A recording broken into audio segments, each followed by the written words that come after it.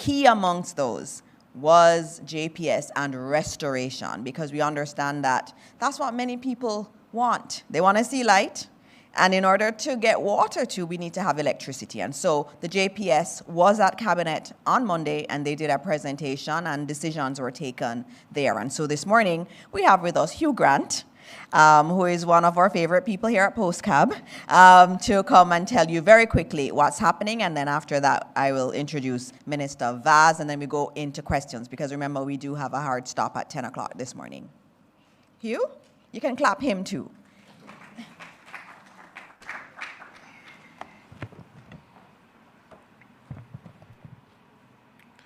Good morning, Senator, the Honorable Dana Morris Dixon, Senator, the Honorable Kamina Johnson-Smith, the Honorable Darrell Vaz, Ambassador, and distinguished ladies and gentlemen. Today, February 14th, February 11th, approximately Valentine's Day on my mind, and my team warned me about that because I'm so focused on a Valentine's gift for our customers here. February 11th, 3.5 months after the passage of Category 5 Hurricane Melissa, 97.5% of JPS customers have electricity. Across Jamaica, what does that mean? That means that approximately 673,000 of our 690,000 customers now have power. This progress did not happen by chance. It reflects methodical preparation, investments in our grid, anchored with improvements in technology, disciplined planning, strong execution, and very, very importantly, heightened and effective partnerships.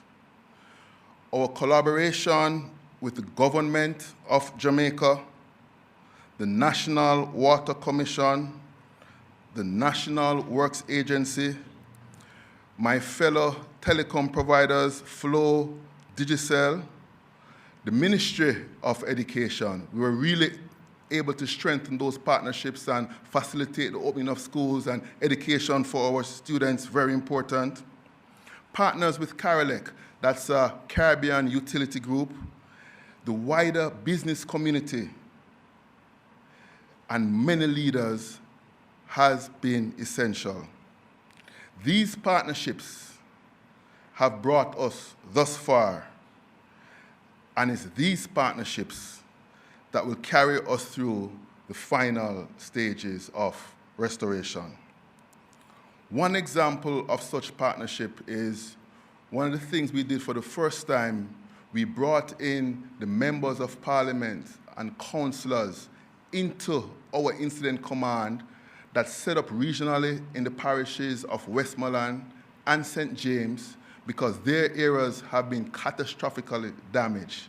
And they were not only able to see all that we were doing in terms of the response, the restoration of our systems, but very importantly, provided meaningful input to inform our restoration, and that has worked very well for us so far, and we will only continue to build on that.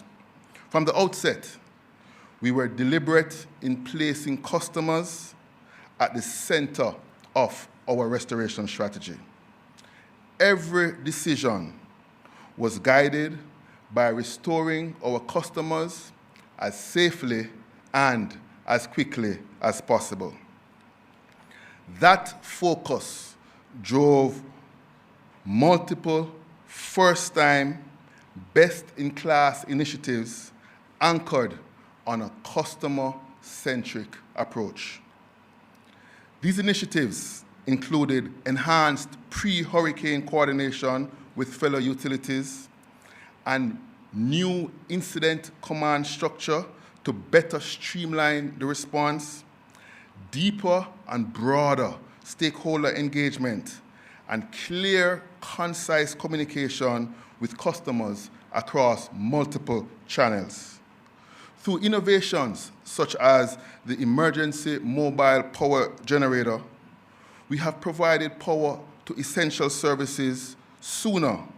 We have helped businesses to open and communities to regain a sense of normalcy, while permanent design and rebuild of the grid infrastructure in some areas continue. With that said, let me be very clear.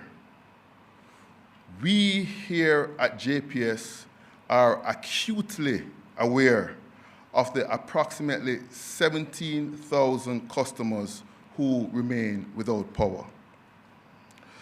To the 9,341 customers in Westmoreland, the 6,370 customers in St. Elizabeth, the 780 customers in St. James, and the 253 customers in Hanover, we see you, we hear you, we care about you, and we want to assure you that each and every one of you, let it be known that the work will not stop until every light is back on.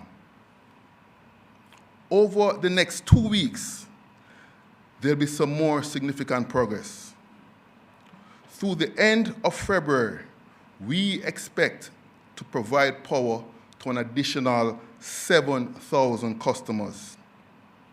This will reduce the number of customers without power to fewer than 10,000 by the end of February. The estimated timeline for areas expected to be restored by the end of February will be published on our website by the end of this week. Our target is for the remaining under 10,000 customers who are primarily, more than 95% of these customers are primarily in two parishes, Westmoreland and St. Elizabeth. And our target is to have those customers in those parishes who are able to receive service to have access to the grid between March and April of 2026. I want to emphasize the ability to receive service, because based on surveys we have done and through partnerships with JSIF, that's the Jamaica Social Investment Fund, we have identified that approximately 40% of the remaining customers are not yet ready to receive power due to damage to their property and electrical infrastructure. In those cases, electricity cannot be restored safely until those issues are addressed. The good news is we are working closely with JSIF and community partners to connect customers once their premises are ready. Our Jamaican line workers, who are amongst the most experienced in the region, form the cornerstone of our restoration effort. They were supported by overseas crews, particularly from North America, whose role was to accelerate the progress in areas where damage was most severe and catastrophic, and a lot of the main thoroughfares were totally devastated. The work involved heavy lifting in devastated communities, rebuilding the backbone of the grid, and using specialized large equipment to stabilize and rebuild damaged infrastructure. We are now at a stage whereby, with 12 to 14 parishes now substantially restored, we have entered the next phase of our recovery. This phase includes demobilization of the overseas North American line workers and the redirection of our local and regional teams from the central and eastern parishes that have been restored now to the western region to help complete restoration. This is the last mile. The roads are narrower, the terrain more challenging, and with limited access for large, specialized equipment, it will require more climbing of poles and intricate knowledge of the landscape. We are being supported by our regional partners, and I just had a conversation with Minister Johnson and thanked her and her team for that support and look forward to that continued support as we go through the end. So we have our regional partners, and we also have approximately 18 Caribbean utilities through Carolec, along with regional contracting firms who continue to support us. This, of course, is while working alongside our own JPS crews to bring that restoration to completion. As the overseas crews leave the island this weekend, I want to extend my heartfelt thanks for their tireless efforts throughout the restoration process.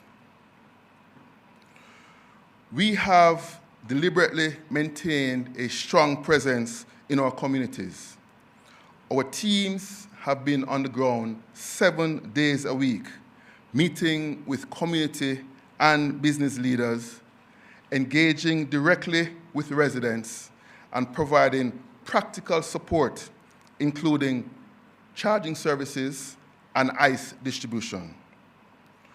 We will be increasing our stakeholder engagement with community fairs and community meetings. Just today, we'll be hosting 2 such communities meetings in St. Elizabeth. One this morning at Hodges Land and another in the afternoon in Park Mountain. And that's where my Senior Vice President of Customer Experience is right now to facilitate those meetings. Pia, we wish you all the best as you do those meetings today. On Thursday, we will be in Beeston Springs in Westmoreland. We strongly believe hearing from our communities directly and identifying their needs at a more granular level while we support the work that's remaining to be done in these communities is a critical component to our restoration process. Our presence has not been limited to operations alone. At the leadership level, we have relocated 2 of our incident command centers to the Western region, immersing ourselves in the communities that are still to be restored. And I want to commend and compliment Minister Vaz for taking the time to tour those regional centers with us and also sharing his insights and input. This type of immersion ensures that senior decision-making is happening close to where the remaining work is, keeping us fully focused on the realities on the ground and maintaining clear accountability in this final phase. Let me close by saying this.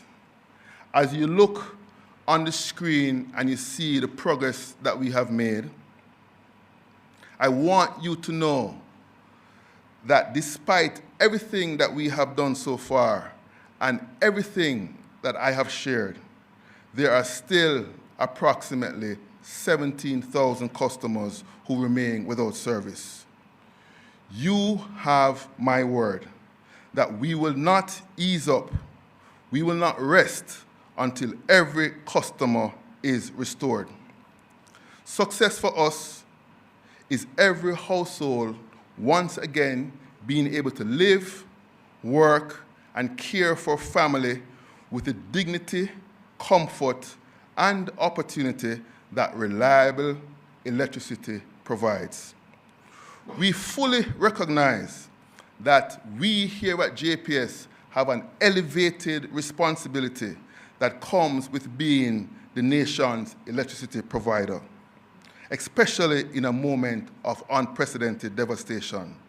We know the strain this disruption has placed on families and businesses, and we are grateful for the understanding and patience that has been shown under extremely difficult circumstances.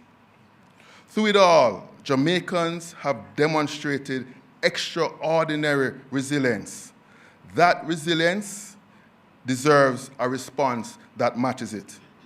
You have our firm commitment that we will continue to work around the clock without pause until every job is finished and the lights are back on to each and every customer.